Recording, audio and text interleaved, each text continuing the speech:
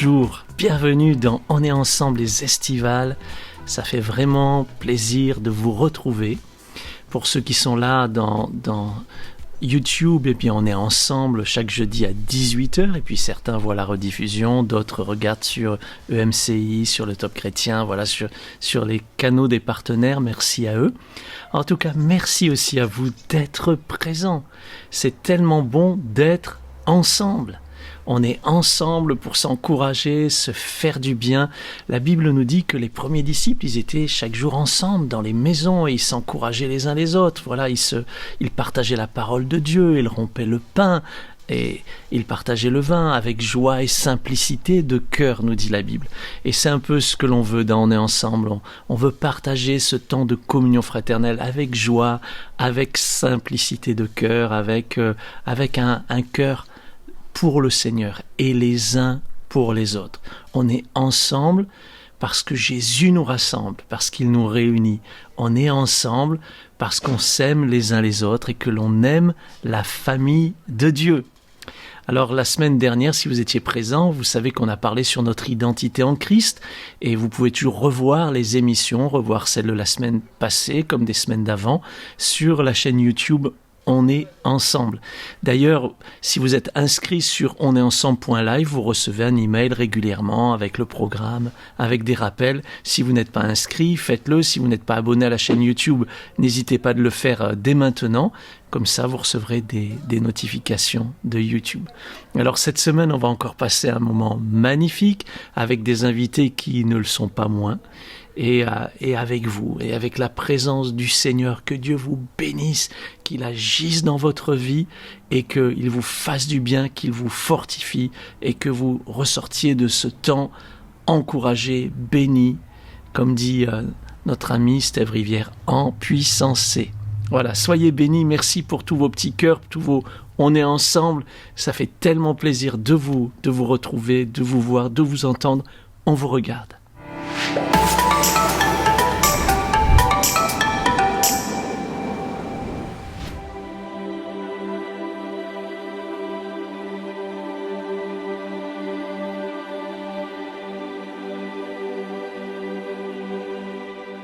Bonjour, je m'appelle Laure, je vis à Bergame en Italie. Voilà, et on est ensemble. Bonjour, c'est Marceline de Lyon. On est ensemble, que Dieu vous bénisse. Je m'appelle Isabelle, j'habite en Suisse. Grâce à Dieu, on est toujours ensemble. Bonjour, Marie-Victoire de la Guadeloupe. On est ensemble. Au revoir, merci.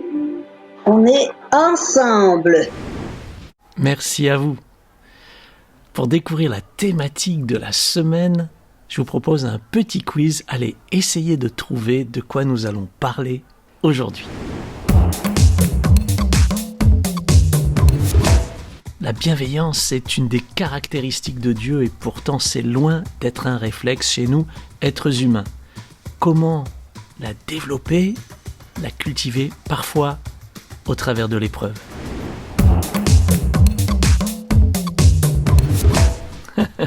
Vin de Cana, un miracle l'eau changée en vin qui nous surprend encore jusqu'à aujourd'hui.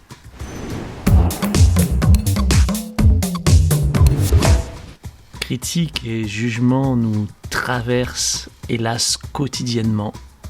Quelle est l'alternative ? La réponse nous sera donnée par notre témoin. Que faire face à son ressentiment, face à l'injustice, à l'incompréhension ? Alors, je ne sais pas si vous avez trouvé notre thème du jour. C'était pas facile, mais c'est « Ma force est en Christ ». Regardez le programme. Au sommaire, nous allons commencer par le témoignage d'Audrey Salafranque. Elle a été confinée avec ses enfants et son mari malade du Covid. Elle nous en parle. Puis, louange avec Stéphane Kerry. Nous poursuivrons avec une séquence d'inspiration sur Jésus, 100% Jésus. Je suis le souffle. On accueillera aussi l'enseignement du pasteur Samuel Peter Schmidt de la Porte ouverte chrétienne de Mulhouse. Il nous invitera à faire grâce dans l'opposition et à refuser de juger. Une expérience pour lui libératrice dans l'épreuve. Et on continuera par une séquence méditation en pleine nature. Enfin, on terminera par le zapping qui résume les moments forts des prédications de cette semaine.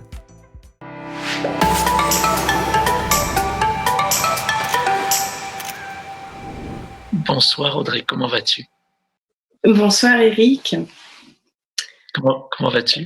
Alors, ça va bien. Ça va. Ah. Oui. Tu as 2 enfants à la maison? Oui, j'ai 2 enfants en bas âge, faut préciser.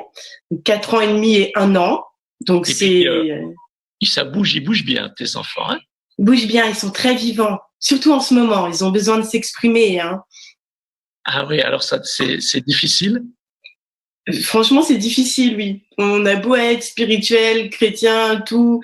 Quand on a 2 enfants qui courent toute la journée et qu'il faut les occuper en étant à la fois la maman, la maîtresse, la cuisinière, l'infirmière, je ne sais pas. La distraction de l'enfant, c'est difficile. Parfois, on n'a plus d'idées. Puis parfois, on a envie de courir, s'enfermer dans une pièce Et on peut pas. plus les enfants. Et le pauvre papa, il était malade. Et oui, c'est ça. Voilà. D'habitude, ton mari, le papa des enfants, il est bien actif, il s'en occupe bien. Je sais qu'il est bien impliqué. Il aime bien cuisiner en plus des bons petits plats. Et là, il a attrapé le coronavirus, quoi. Et donc, il s'est retrouvé confiné chez toi. C'est chez ça. vous, quoi. Ça. Exactement. Donc, on s'est retrouvé. On a un confinement dans le confinement. Donc, on fait chambre à part, concrètement. Il avait pas trop le droit de nous approcher, pas trop le droit de s'occuper des enfants. Donc, c'était assez compliqué. Et quand les gens sont confinés chez eux pour les protéger du virus, moi, j'étais confinée avec quelqu'un qui a le virus, mais je dois pas l'attraper, mais je dois m'occuper de lui et je dois m'occuper des enfants. Et c'est challengeant d'un point de vue organisationnel. C'est pas un quotidien comme d'habitude, quoi. Non, c'est ça. Tout est bouleversé, en fait, pour le quotidien de tout le monde. Je crois qu'on atteint le milliard de personnes confinées maintenant. Donc déjà, en fait, la bonne nouvelle, c'est qu'on n'est pas tout seul, quoi. Finalement, on est plein de gens et on doit faire face à des circonstances nouvelles, à un nouveau mode de vie pendant quelques semaines. Hein. Et on prie pour que ça dure le moins longtemps possible et que ce pic de pandémie puisse être passé. Est-ce, en dehors de cette suractivité à laquelle tu te retrouves confronté, comment va ton moral finalement? Ça va mieux. Les 2 premiers jours ont été difficiles, vraiment. Mais une fois qu'on fait, entre guillemets, le deuil de la normalité, je crois faut se dire que le quotidien, il est différent, c'est comme ça. La vie s'arrête pas, elle continue de manière différente. Et après, ça va mieux. Donc, j'ai revu mon organisation en tant que maman. Oui. Voilà. Et d'ailleurs, c'est un bon conseil, je trouve, et que j'essaye aussi de m'appliquer à moi-même, c'est d'organiser mes journées de toute façon. De toute façon, c'est important de garder une espèce de routine, une discipline.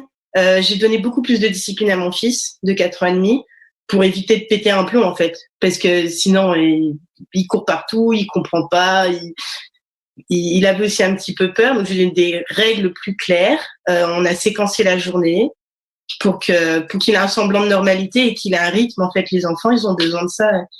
Ils ont besoin qu'on leur dise, voilà, tout à l'heure on fait ça, tout à l'heure on fait ça. Donc maintenant, il met plus la table.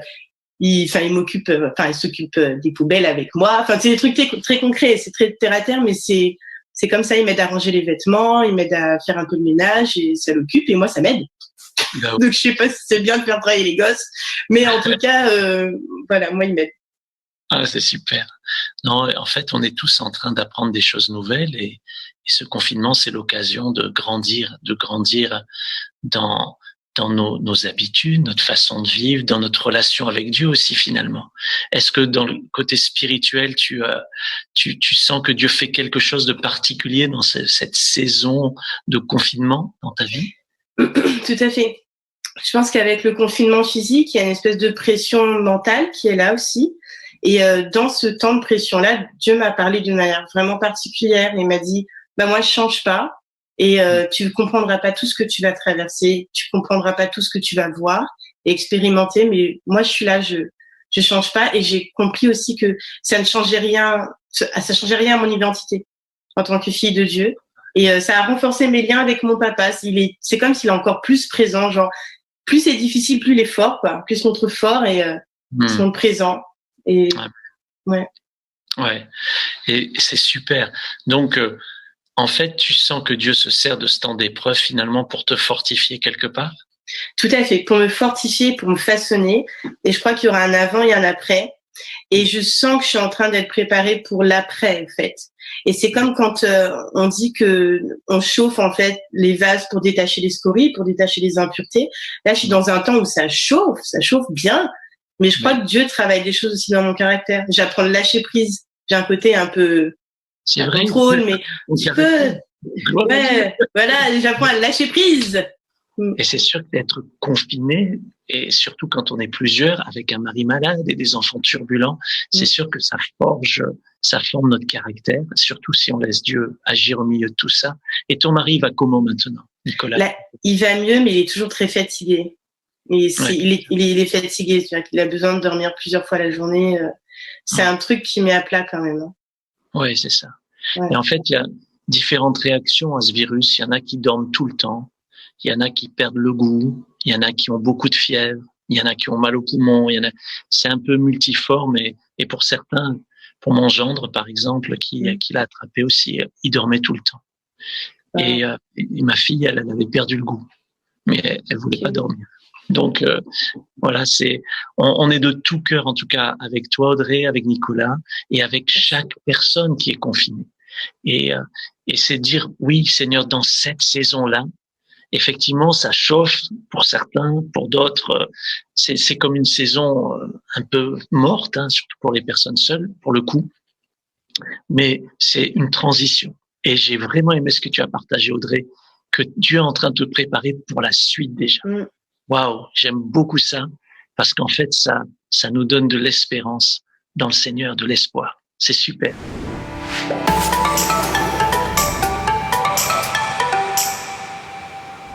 Ce chant nous parle, à cause de la thématique d'aujourd'hui, nous parle qu'il nous accorde sa grâce, il nous donne sa paix, il nous donne sa faveur et sa présence nous environne, peu importe les situations que nous vivons, il est là.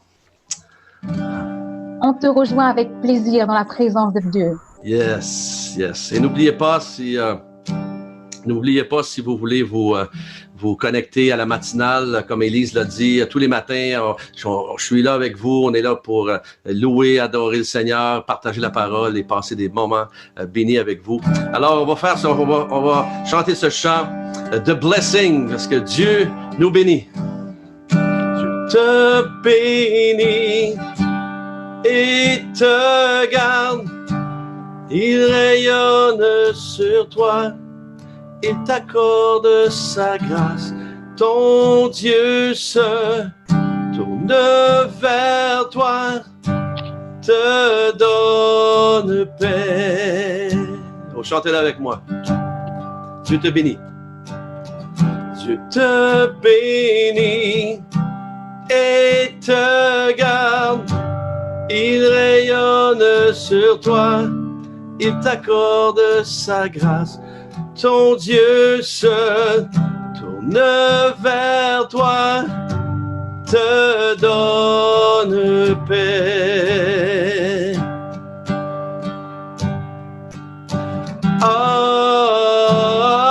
Amen, amen, amen, amen.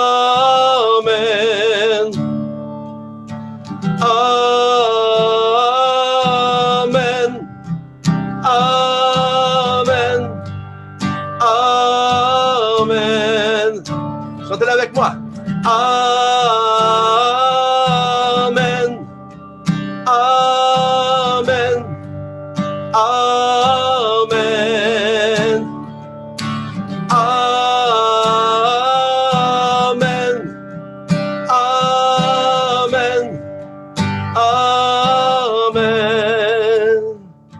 Que sa faveur reste sur toi pour plus de 1000 générations, sur ta famille et tes enfants et les enfants de leurs enfants, que ta présence t'environne avec toi, à tes côtés, qu'elle t'inonde et t'entoure.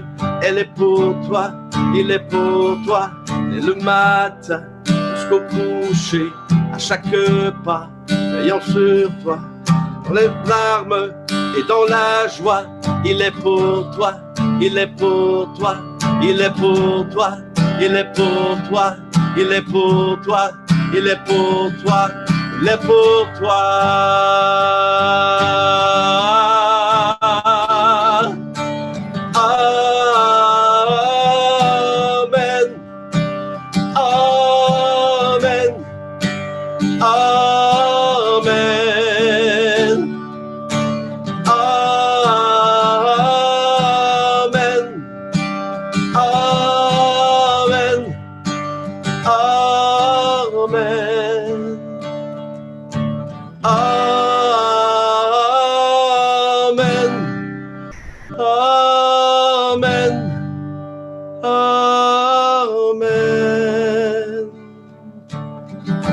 Seigneur,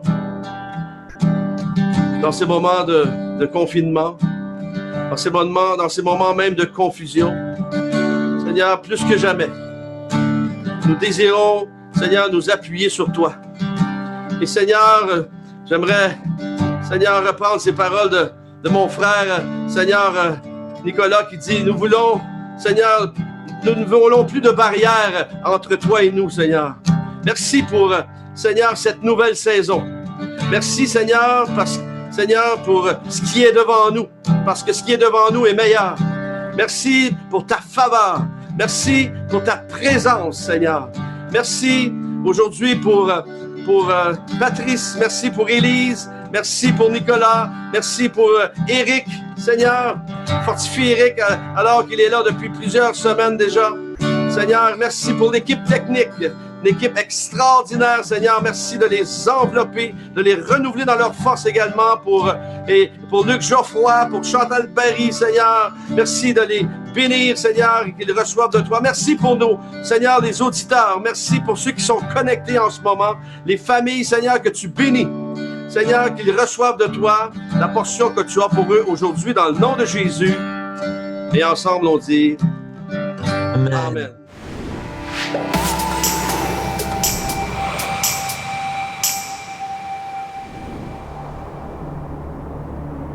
L'homme est un souffle. D'ailleurs, ne dit-on pas, lorsque quelqu'un décède, qu'il rend son dernier souffle, un souffle qui s'en va et ne revient pas. Lorsque mon père créa Adam, il le forma avec la poussière de la terre. Mais Adam devint vraiment un être vivant lorsque mon père souffla en lui un souffle de vie. Tant de gens sont essoufflés, et même à bout de souffle. Leur vie n'est que souffrance. Souffle et souffre sont deux mots si proches parfois. Je suis venu apporter un souffle à ceux qui n'en ont plus, les affligés, les laissés pour compte, les opprimés, les malades, les possédés, les sans foi ni loi, les parias, les exclus. J'ai redonné du souffle à tant de personnes en les aimant jusqu'à mon dernier souffle. Là, sur la croix, dans un murmure, j'ai remis mon esprit entre les mains de mon Père en disant « Tout est accompli ». Mon ami, j'ai porté tous tes péchés, tout ce qui t'empêche d'être réellement libre en mourant sur la croix. Et 3 jours après que l'on m'ait déposé sans vie dans le tombeau, le souffle de mon Père est revenu en moi et m'a ramené à la vie. Puis avant de les quitter, j'ai soufflé sur mes disciples en leur disant « Recevez le Saint-Esprit ». Ce souffle est pour toi aujourd'hui. Le souffle du Père qui te donne la vie éternelle le souffle du Fils qui te transmet son amour, le souffle du Saint-Esprit qui te remplit de sa présence. Mon ami, viens à moi, toi qui es fatigué et chargé, et je te donnerai du repos. Tu vas trouver un second souffle, parce que tu vas naître une seconde fois. Je suis le souffle. Je suis Jésus.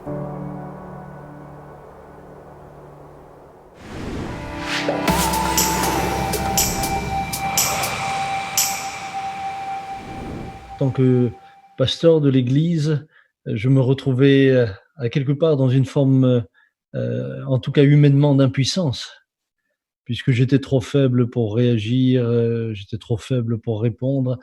Et c'est là que je bénis Dieu pour la merveilleuse équipe qui s'est mise en place. Je bénis Dieu pour Jonathan, Nathalie, Johanna. Je bénis Dieu pour l'équipe pastorale qui a été extraordinaire. Tes enfants aussi se sont fortement mobilisés derrière toi et ton épouse. Oui, alors, tous nos enfants, mais alors tous, il y a ceux qui ont été médiatisés, comme Jonathan, mais il y a tous ceux qui sont restés dans l'ombre, mais qui, pour autant, ont été pour moi, mais aussi plus largement au sein de l'Église, une bénédiction. Je disais tout à l'heure à mes amis et mes frères qui sont là, combien je découvre tout à nouveau que tes fils sont comme les flèches dans le carquois d'un guerrier. J'ai envie de redire avec Josué, moi et ma maison, nous servirons l'Éternel. Comme j'ai eu la grâce de servir le Seigneur avec mon propre père et avec mes frères et sœurs. Ouais, un vrai privilège, c'est vrai. J'aimerais demander à nos invités aussi une réaction, pasteur Claude Oud.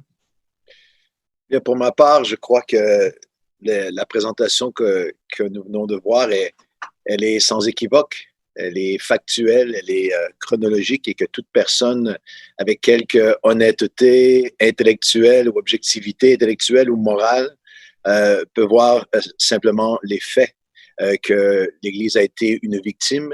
Alors, je crois qu'il y a des gens des médias, qu'il y a des gens du monde politique, du monde et avec beaucoup de douleur, je dis, des gens du royaume de Dieu, du monde chrétien qui doivent des excuses, qui doivent des rétractations, des rétablissements des faits à l'Église porte ouverte. Et si je peux me permettre, au nom de l'Église chrétienne mondiale francophone, je vais demander pardon à l'Église porte ouverte. Pas parce que nous avons participé à ça et la grande majorité des croyants ont vu la vérité, mais je veux offrir ces attaques des chrétiens sont tellement contraires à tout ce que nous sommes un corps, nous dit la Bible, et si un membre souffre, tous souffrent avec lui. Et lorsqu'il se réjouit, nous réjouissons alors notre rôle était de soutenir, était d'appuyer, était de porter l'Église porte ouverte. Alors aujourd'hui, à Samuel, à Dominique, ton épouse, je peux seulement imaginer la douleur de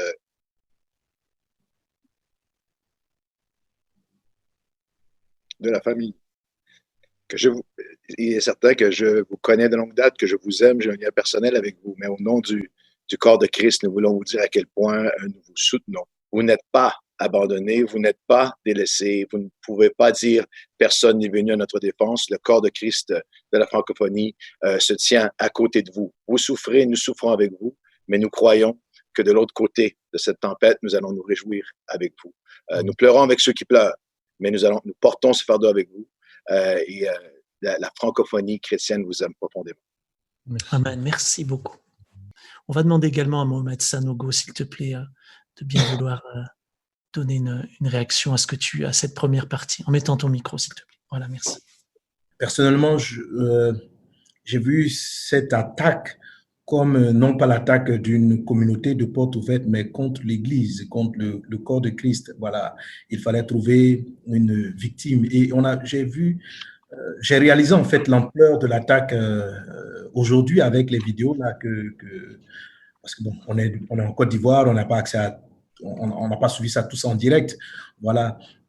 Et j'ai réalisé un peu l'ampleur de ce que ça a été, et ça a montré un peu comment la population est venue à choisir un criminel à la place de Jésus. C'est-à-dire que toute une population que Jésus avait aidé, guéri, il a manifesté tellement d'amour vis-à-vis de ce peuple. Et le jour où il faut choisir entre un criminel, un voleur, et puis Jésus, la foule, dans son entièreté, choisit le voleur et on condamne Jésus.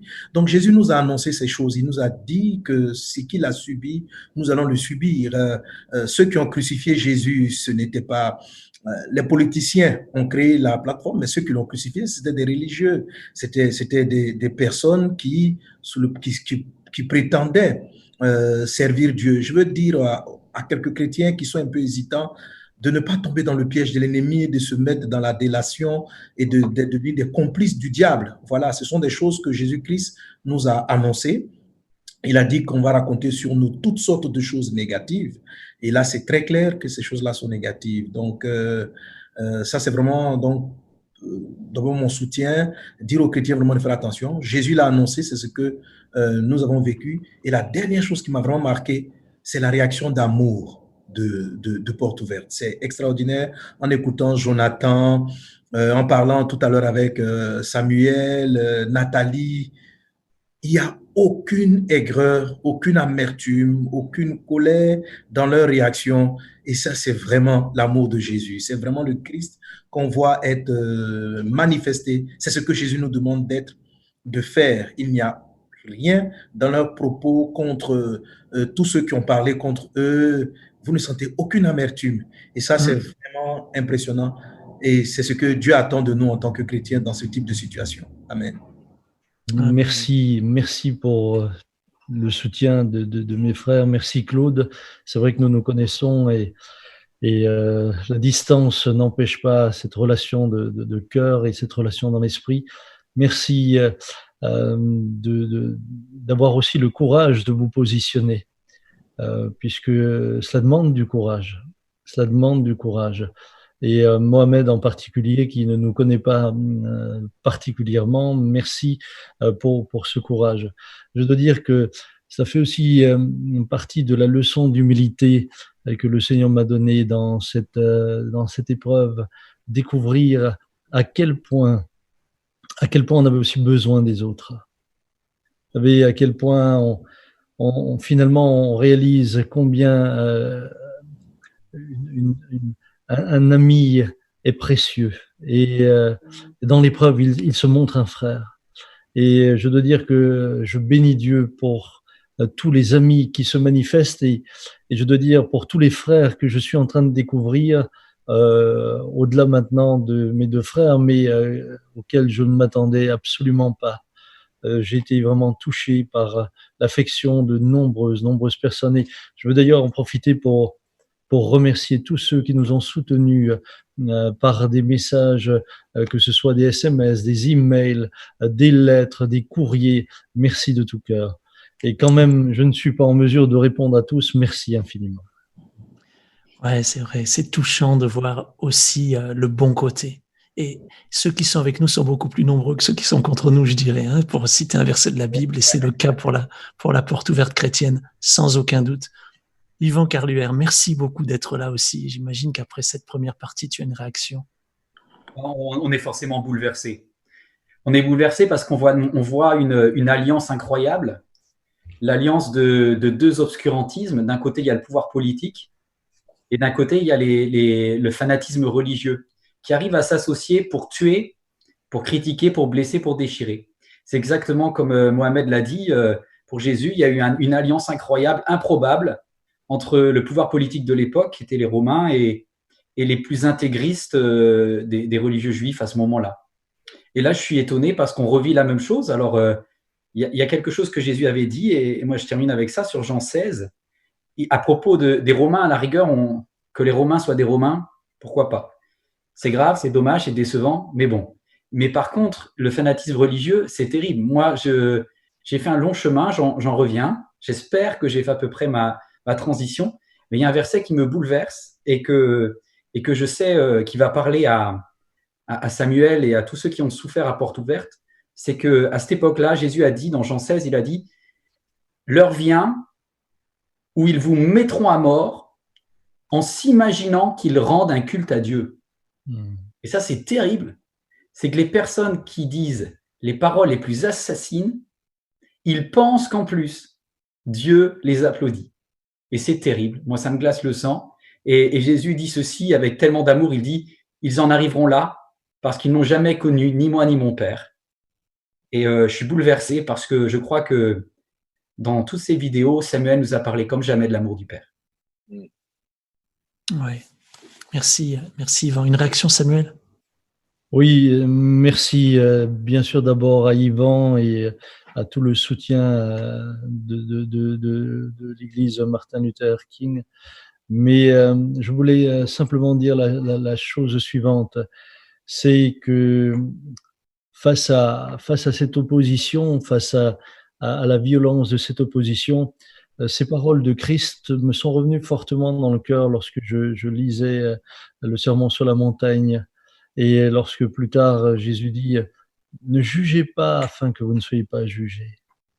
Et le Seigneur me disait cela également au sujet de toutes ces personnes qui nous jugeaient.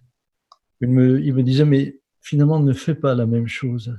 En faisant la même chose, finalement, tu fais simplement que n'être comme eux. Alors ne juge pas. » Je ne sais pas quelles sont toutes les raisons qui ont pu les amener à vouloir juger comme cela, mais j'ai refusé de juger et je préfère pardonner parce que le pardon est libérateur. Et le jour viendra certainement où certains qui ont exprimé des paroles de jugement, j'entendais ce pasteur qui disait « Si une seule personne pêche, elle emmène la colère de Dieu dans l'église. » Vous savez, le jour où l'Esprit de Dieu vous révèle réellement qui vous êtes, je crois que c'est toute l'église qui tombe à genoux et qui crie « Nous sommes pécheurs, aie pitié de nous ». En fait, nous jugeons le péché sur quoi? Souvent sur ce qui est très extérieur. Et nous jugeons parfois les autres sans même les connaître. Ce brave frère qui a parlé sur nous, je crois que je ne l'ai jamais rencontré. Et je crois qu'il ne nous connaît pas. Donc, ce sont sur des éléments très extérieurs. Alors que la Bible dit, et nous le rappelle avec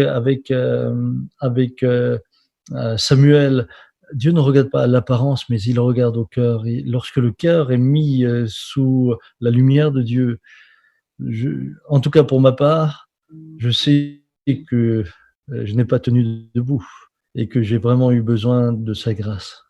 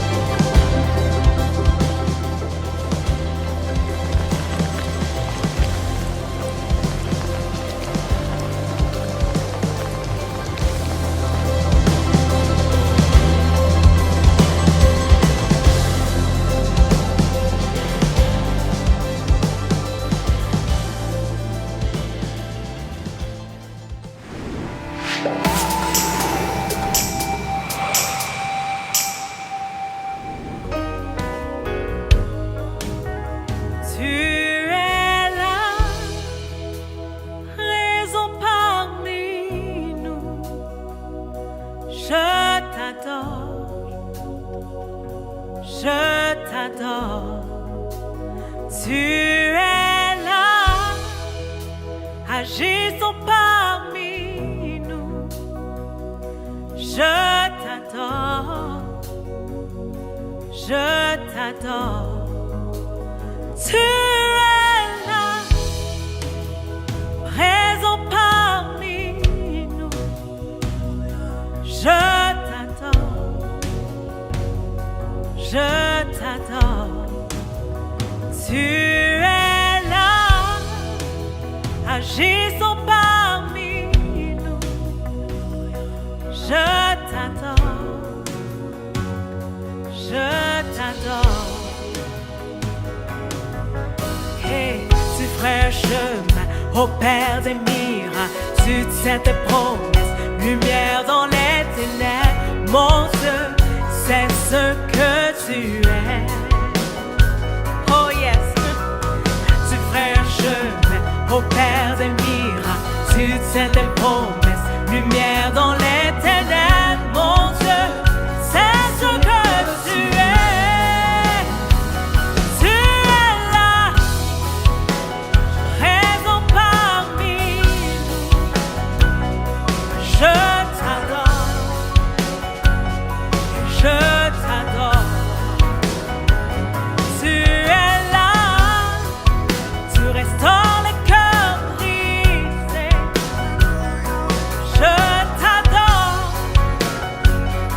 je t'adore. Tu es là, transformant nos vies. Je t'adore, je t'adore.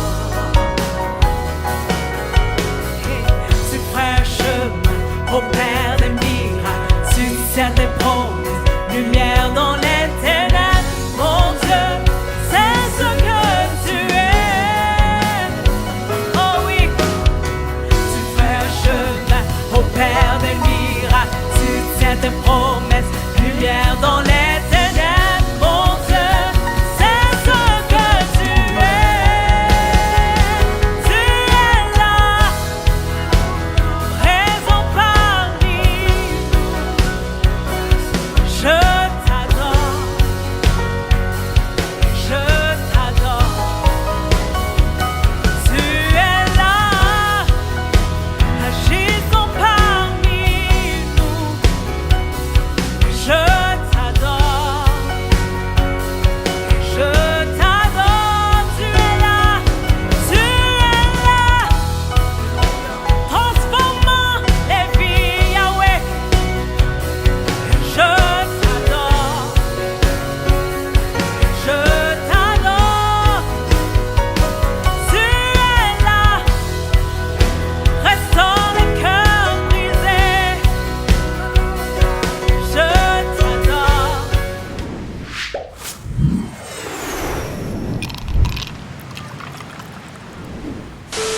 Je crois que rien ne manque à ceux qui craignent Dieu et qui placent leur confiance en lui, qui s'abandonnent à sa volonté.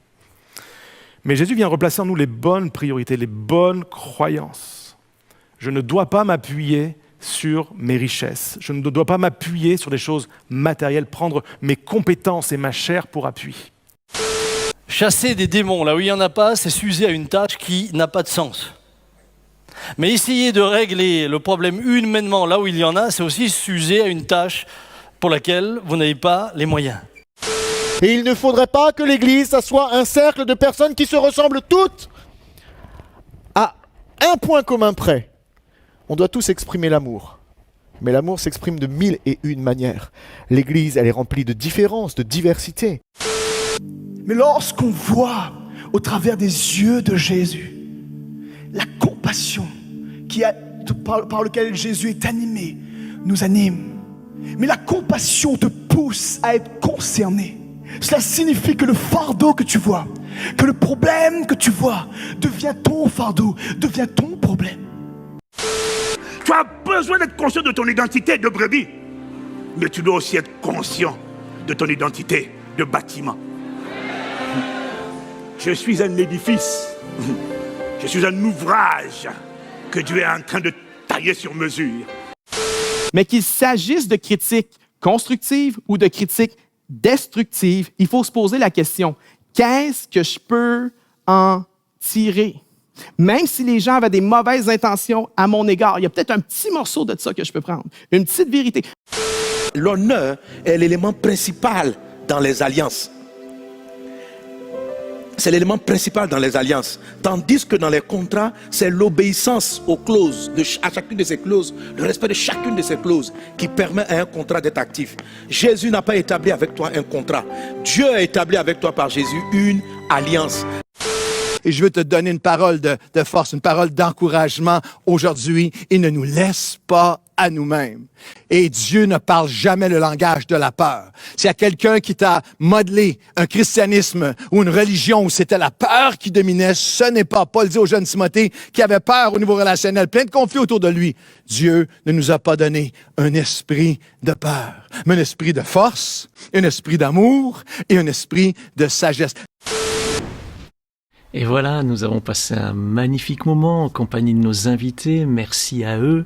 Merci Audrey Salafranc. Merci Samuel Peterschmidt. Merci Stéphane Kerry. Merci pour vos cœurs, pour le Seigneur et pour votre prochain. C'est franchement motivant, inspirant de réaliser que des gens qui, par moments, peuvent être très faibles, vont puiser leur force dans le Seigneur. Notre force est dans le Seigneur. Votre force, si je peux me permettre, ta force, elle est en lui. Quand je suis faible, c'est alors que je suis fort, parce que Christ me fortifie. Il est ma force. Qu'il soit ta force, qu'il renouvelle tes forces. Sois béni, mon ami bien-aimé.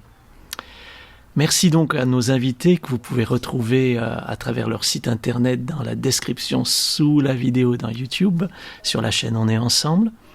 Et la semaine prochaine, on va se retrouver avec de nouveaux invités. Ça va être encore un programme magnifique. En attendant, si vous n'êtes pas inscrit sur onestensemble.live, inscrivez-vous, comme ça vous recevrez notre programme et puis vous recevrez ce petit sondage qu'on envoie après chaque émission à ceux qui sont inscrits au email pour savoir ce qu'ils ont pensé, qu'est-ce qu'on peut faire pour améliorer, etc. Merci à chacun pour vos réponses. Merci aussi à tous ceux qui laissent un petit pouce comme ça dans YouTube pour permettre à la vidéo d'être plus vue, d'être poussée, d'être mise en avant et au plus grand nombre d'être bénie.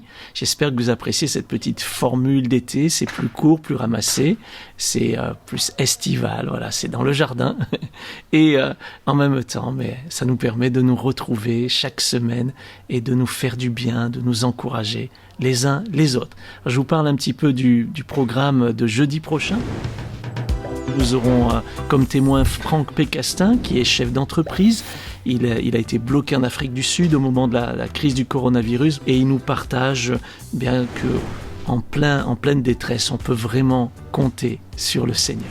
Nous aurons pour la louange Thomas Pouzin qui nous accompagnera. Et puis nous aurons comme pasteur Mohamed Sanogo depuis la Côte d'Ivoire qui nous rappellera que la récompense de la foi, c'est l'espérance, qu'elle devrait être un mode de vie pour chaque chrétien.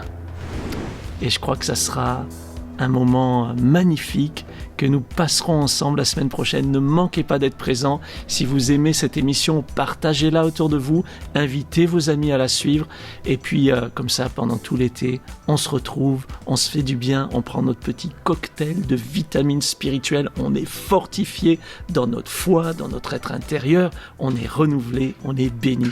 En tout cas, c'est ma prière pour vous. Soyez bénis.